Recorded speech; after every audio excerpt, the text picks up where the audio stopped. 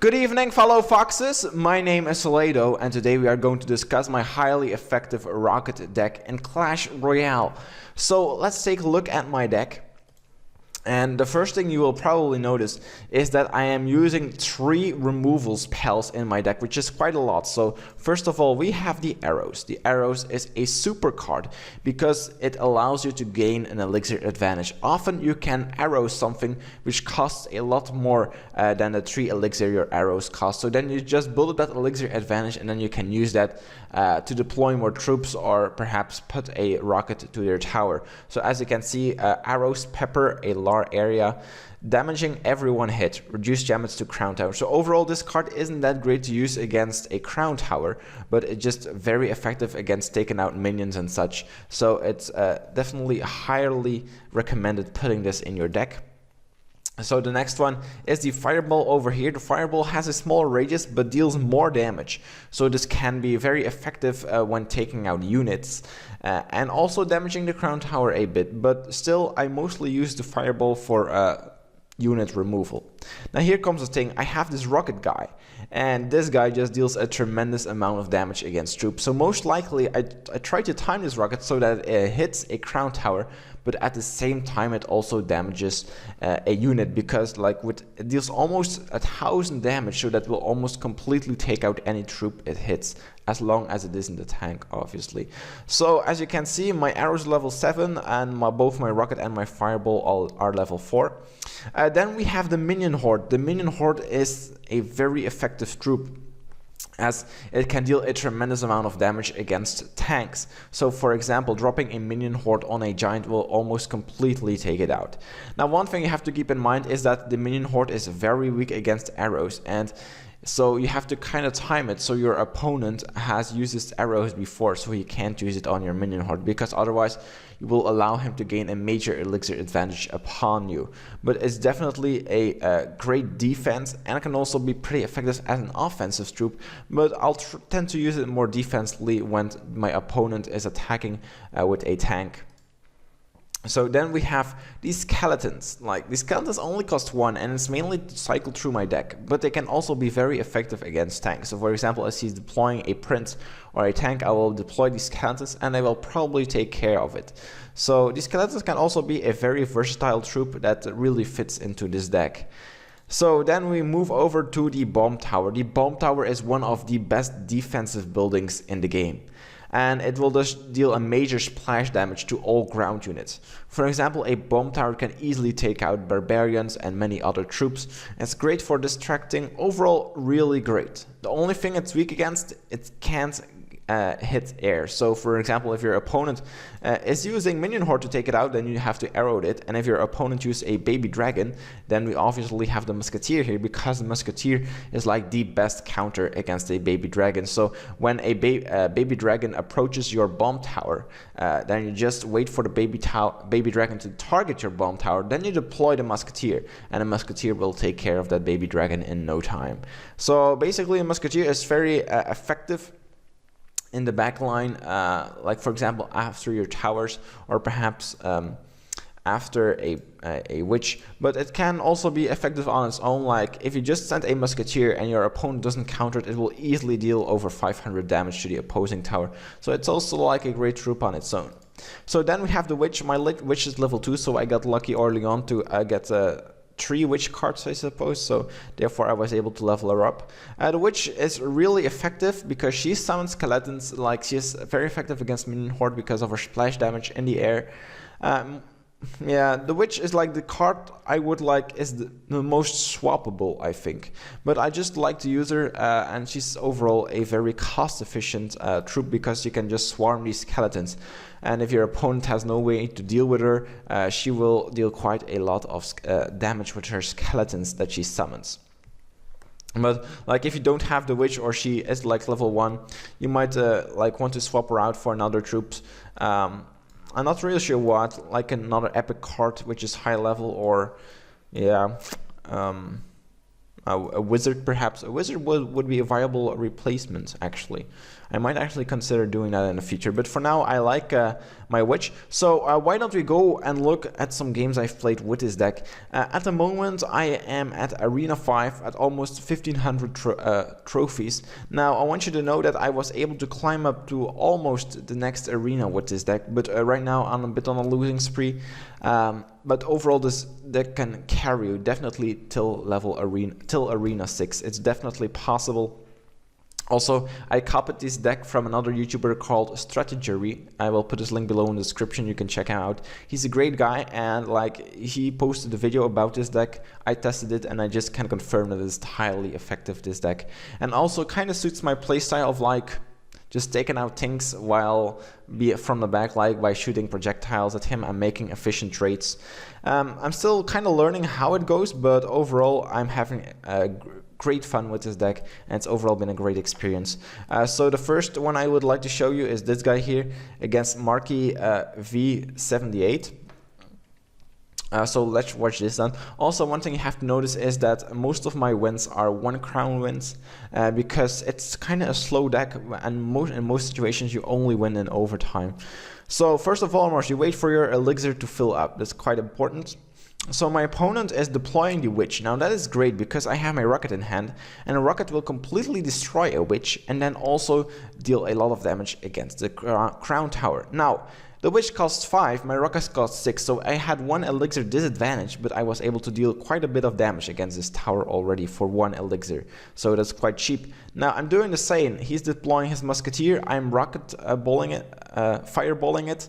His Musketeer has almost been taken care of, and I was again able to deal quite a bit of damage against this crown tower. Now I'm using my bomb tower to distract his troops, because as you can see he was sending that Hog Rider, Giant and a Musketeer, so that was kind of a big threat, but luckily enough my bomb tower was able to take care of it.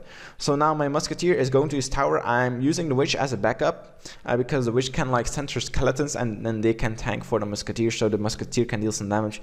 But sadly enough he used his minions, but my tower will be able to clean them up. Now he's sending his witch again. I'm going to use a Fireball here to take care of her, because I don't like getting that much damage on my tower. It's mainly playing defensively with this deck, because if you don't do that you will get overwhelmed quite quickly. So now we're again waiting for our elixir to fill up. He's using again a Musketeer and some archers, so that's a great target for a rocket. Overall that is like 6 elixir he deployed, and we just completely took that out. Or no, he even deployed 7 elixir and we took that out with 6 elixir, while at the same time dealing quite some damage against this crown tower. So overall a very efficient elixir trade for us, and we again dealt a tremendous amount of damage. So again he's deploying these barbarians and a Hog Rider, so we're definitely going to use the bomb tower. The bomb tower is incredibly effective against barbarians, and obviously it's a great distraction for the Hog Rider. So we also used our minions, because all these guys couldn't hit air, so the minions were really effective at helping them taken down.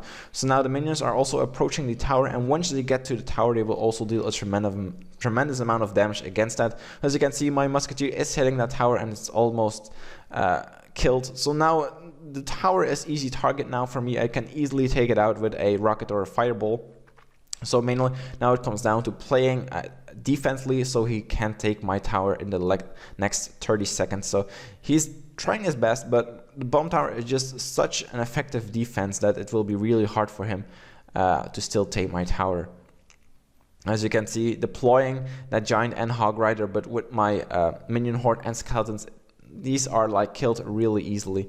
And there we go, we take our first crown tower with 7 seconds left in the game, and that will be game for us. So as you can see, overall just play defensively, try to make elixir efficient trades with your rocket and Fireball, and overall you will have a great time taking down his crown towers. So now let's watch one more game which I thought was really cool.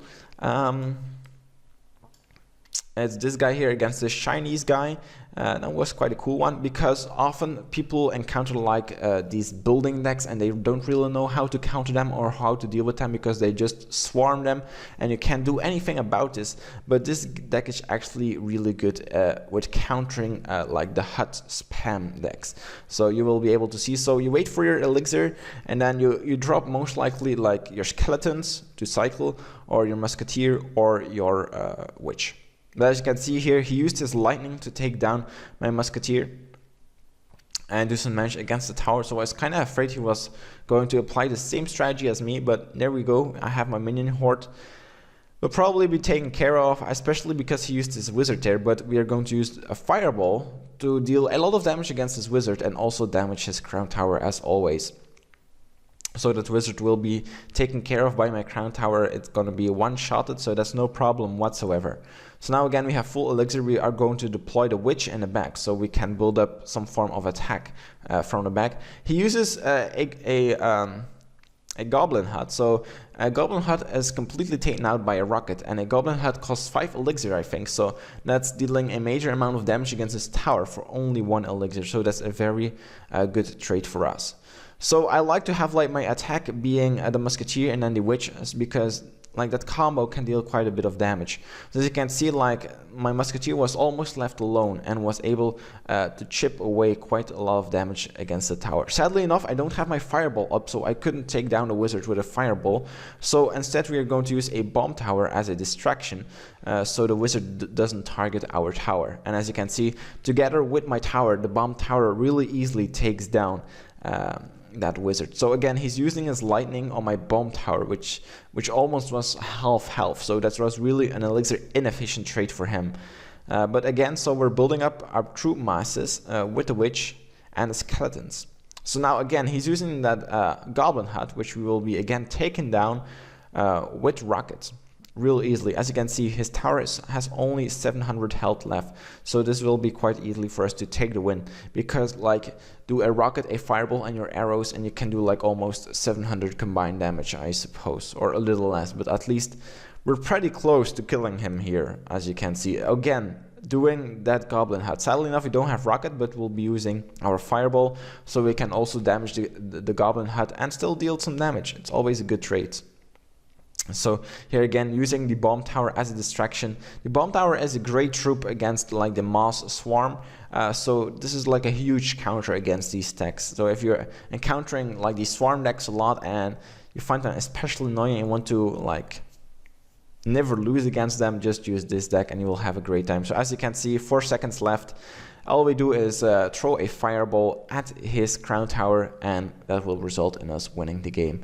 So as you can see, that's how this deck plays. I just love it. It suits my playstyle very well. I might try some other decks in the future, but for now I'm doing quite great with this deck. As I said, I almost reached Arena 6 with it. Sadly enough, I dropped down a bit, but like the more you play with this deck, the more you'll get comfortable with and the better you will play. So I'll show it one more time so you guys can just copy them if you want to try it for yourself. Perhaps you can put below in the comments some suggestions on how I could improve it. Mainly, I think the witch is something which could be improved upon, because I'm not really sure if she's worth the 5 elixir. But I'm not sure like how to replace her, because I could perhaps use a wizard to replace her, but my wizard is very low level, so I should probably level him up before I start using him.